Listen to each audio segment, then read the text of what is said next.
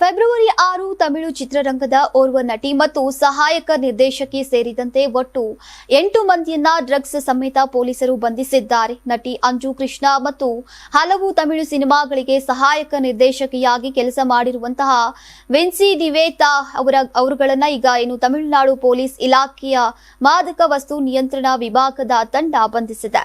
ಬಂಧಿತರಿಂದ ನಿಷೇಧಿತ ಮಾದಕ ವಸ್ತುಗಳನ್ನು ವಶಪಡಿಸಿಕೊಳ್ಳಲಾಗಿದೆ. ಜಾನಿ ಚೆಲ್ಲಪ್ಪ ಹೆಸರಿನ ಪೊಲೀಸ್ ಅಧಿಕಾರಿಯ ನೇತೃತ್ವದಲ್ಲಿ ನಡೆದಂತಹ ಆಪರೇಷನ್ನಲ್ಲಿ ನಟಿ ಸೇರಿದಂತೆ ಇತರರ ಬಂಧನವಾಗಿದೆ. ಪ್ರಕರಣಕ್ಕೆ ಸಂಬಂಧಿಸಿದಂತೆ ವಲಸರ ಒಕ್ಕಲಂ ಎಂಬಲ್ಲಿ ಈಗ 33 ವರ್ಷದ ವಿಘ್ನೇಶ್ವರನ್ ಎಂಬಾತನನ್ನ ಪೊಲೀಸರು ಬಂಧಿಸಿದ್ರು.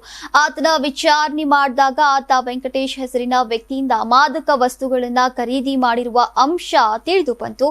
ಬಳಿಕ ವೆಂಕಟೇಶ್ ಎಂಬಾತನನ್ನ ಪೊಲೀಸರೇ ಗ್ರಾಹಕನ ರೀತಿ ಸಂಪರ್ಕ ಮಾಡಿ ಡ್ರಗ್ಸ್ ಮಾರುವಂತೆ ಹೇಳಿ ನಿಗದಿತ ಸ್ಥಳಕ್ಕೆ ಕರೆಸಿಕೊಂಡಿದ್ದಾರೆ. ಆ ವ್ಯಕ್ತಿ ಬಂದಾಗ ಆತನನ್ನ ಬಂಧಿಸಿ ಆತನಿಂದ 6 ಗ್ರಾಂ ಮೆಥಾಫೆಟಮೈನ್, 7 ಗ್ರಾಂ ಓಜಿ ಗಾಂಜಾ, 15 ಗ್ರಾಂ ಗಾಂಜಾ, ಸ್ಮೋಕಿಂಗ್ ಬಂಗ್, ಸ್ಟ್ಯಾಂಪ್ ಮತ್ತು 9 ಮೊಬೈಲ್ಗಳನ್ನ ವಶಪಡಿಸಿಕೊಂಡಿದ್ದಾರೆ. ಯಾರಾಗ್ತಾರೆ ಎಂಎಲ್ಎ ಅಭ್ಯರ್ಥಿ 2028 ಶೀಘ್ರದಲ್ಲೇ.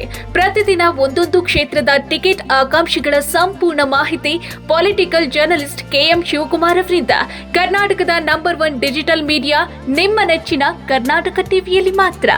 ನೀವು ಸಣ್ಣ ಆಗ್ಬೇಕಲ್ವಾ? ಅದು ಒಂದು ಉತ್ತಮ ಆಹಾರದಿಂದ ಸಣ್ಣ ಆಗ್ಬೇಕಲ್ವಾ? ಪ್ರತಿದಿನ ನಮ್ಮ ಜೀನಿ ಸ್ಲಿಮ್ ನ ಯೂಸ್ ಮಾಡಿ ಯಾವುದೇ ಸೈಡ್ ಎಫೆಕ್ಟ್ ಇಲ್ದಂಗೆ ನೀವು ಸಣ್ಣ ಆಗ್ತೀರಾ.